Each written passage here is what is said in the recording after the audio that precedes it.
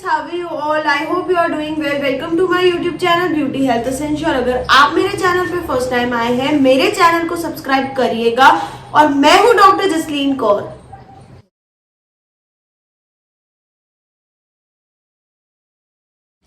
आज मैं आपको एक ऐसी तकलीफ के बारे में बताने वाली हूँ जो काफी लोग इसे फेस कर रहे हैं। इंसोम्निया। इंसोम्निया का मतलब होता है कि नींद ना आना। और ये जो प्रॉब्लम है, ये प्रॉब्लम हमें हो जाती है क्योंकि हम ड्यू टू सर्टेन रीजन सोते नहीं है, जिसकी वजह से हमारी जो बॉडी होती है वो अपने आप को उसी प्रकार टेम कर लेती है, आदत डाल लेती है। और उसके बाद जब फिर हम खुद सोने का ट्राई करते हैं तो हमें नींद नहीं आती है। ये दो टाइप के होता है, एक होता है एक्यूट, उसको हम प्राइमरी भी बोलते हैं और शॉर्ट टर्म भी बोलते हैं, जो एक रात से लेके कुछ हफ्तों तक हो सकता है। और सेकंड जो होता है हमारा होता है वो क्रॉनिक। क्रॉनिक को हम सेकेंडरी भी बोलते हैं और लॉन्ग टर्म भी बोलते हैं, जो 3 दिन से लेके 3 महीनों तक या 3 महीने से ज्यादा भी हो सकता है। अब मैं आपको इसके कॉजेस बताऊंगी। सबसे पहले जो है प्राइमरी। प्राइमरी के कॉजेस क्या है? ये जो होता है, ये लाइफस्टाइल चेंजेस की वजह से जो इंसोम्निया होता है हम उसे प्राइमरी बोलते हैं और शॉर्ट टर्म बोलते हैं। किसी किसी को कभी कभी बहुत स्ट्रेस होता है, या तो पढ़ाई का स्ट्रेस हो या तो कोई जॉब का स्ट्रेस हो, तो उसकी वजह से हमें नींद नहीं आती है। या तो कभी कभी हम कोई नई जगह पर जाते हैं और हमें वो माहौल अच्छा नहीं लग रहा हो तो हमें नींद नहीं आती। कभी कभी ड्यू टू सम नॉइज या सर्टेन रीजंस हमें नींद नहीं आती। Jet lag. जेट लैग का मतलब ये होता है कि अगर हम एक कंट्री से दूसरी कंट्री में जाते हैं तो टाइम अलग होता है, तो हमारा जो टाइमिंग के अंदर चेंजेस आते हैं उसकी वजह से हम सो नहीं सकते। और या तो जैसे जो स्टूडेंट्स होते हैं वो लोग कॉफी का इंटेक बहुत करते हैं रात को, क्योंकि पढ़ना होता है उन लोगों को, और जो कॉफी होती है वो नींद नहीं आने देती। तो अगर आप हाई अमाउंट ऑफ कैफीन भी ले रहे हो तो आपको इंसोम्निया का इश्यू हो सकता है। या तो जो अल्कोहल कंजम्पशन करते हैं उनको भी इंसोम्निया का इश्यू हो सकता है। पर जैसे कि मैंने बताया, ये सारे लाइफस्टाइल चेंजेस की वजह से हो रहा है। तो अगर आप इन सब चीजों में सुधार लाते हो तो आपको इंसोम्निया का भी प्रॉब्लम क्योर हो जाएगा। अब मैं आपको बताती हूँ secondary. Secondary type of insomnia जो होता है वो ड्यू टू सर्टेन डिजीज और मेंटल इश्यू की वजह से होता है। अब जैसे सबसे पहला है डिप्रेशन। डिप्रेशन को हम मेंटल इलनेस भी बोलते हैं, क्योंकि ये सिर्फ नॉर्मल प्रॉब्लम नहीं है।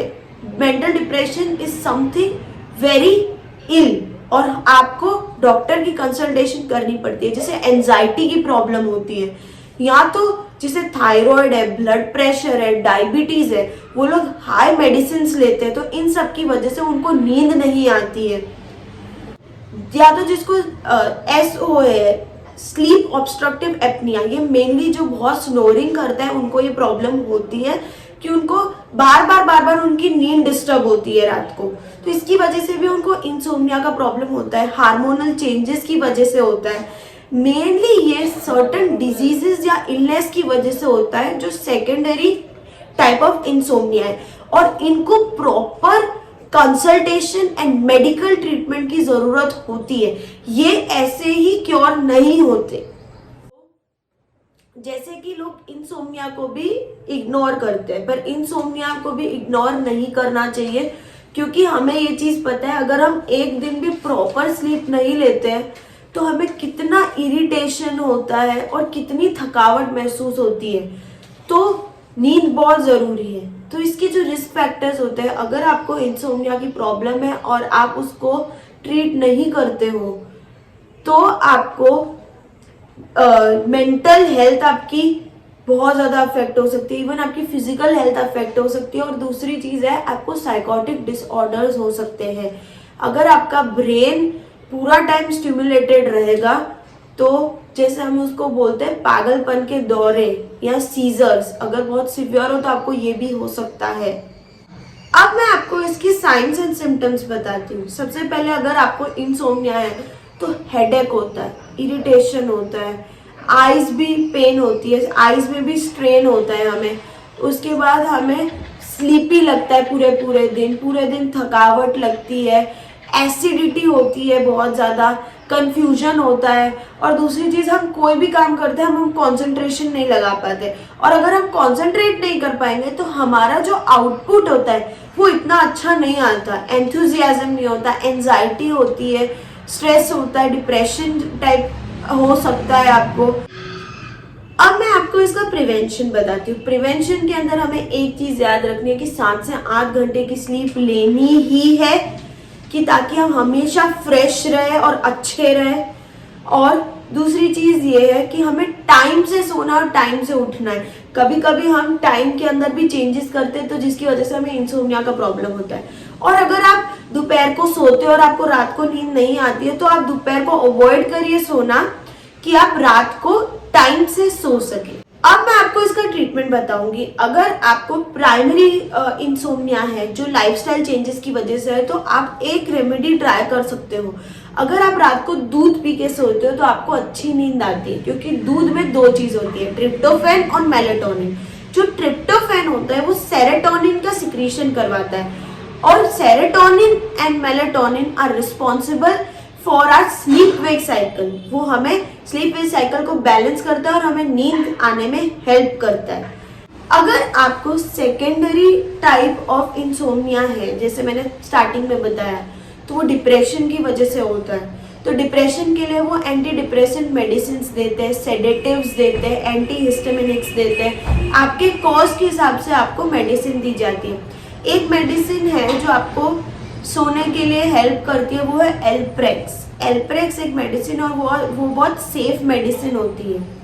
और कभी कभी तो ऐसा होता है कि किसी को इतनी ज्यादा आदत लग जाती है मेडिसिन की कि वो एवरीडे मेडिसिन खा के ही सोता है, वरना उसको नींद ही नहीं आती है। पर जो एल्प्रेक्स होती है वो सेफ होती है। कभी कभी हम अगर एवरीडे मेडिसिन लेते हैं तो हमारी बॉडी उसके अगेंस्ट रिस्पॉन्स करना बंद कर देती है, तो हम उसे बोलते हैं रेजिस्टेंस। और तब फिर हमें सीबीटीआई का मतलब होता है cognitive behavioural therapy for insomnia.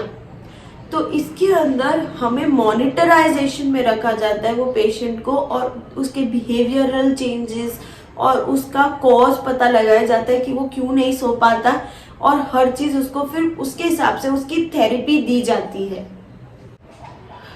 Thank you so much everyone. I hope आपको मेरी वीडियो पसंद आई है, इन्फॉर्मेटिव लगी है, तो अपने फ्रेंड्स और फैमिली के साथ शेयर करिए, और प्लीज सब्सक्राइब करिए मेरे चैनल को। अगर आप मेरे चैनल को सब्सक्राइब करते हो तो आपको मेरी वीडियोस ऐसी ही मिलती रहेगी। और thank you so much, stay tuned.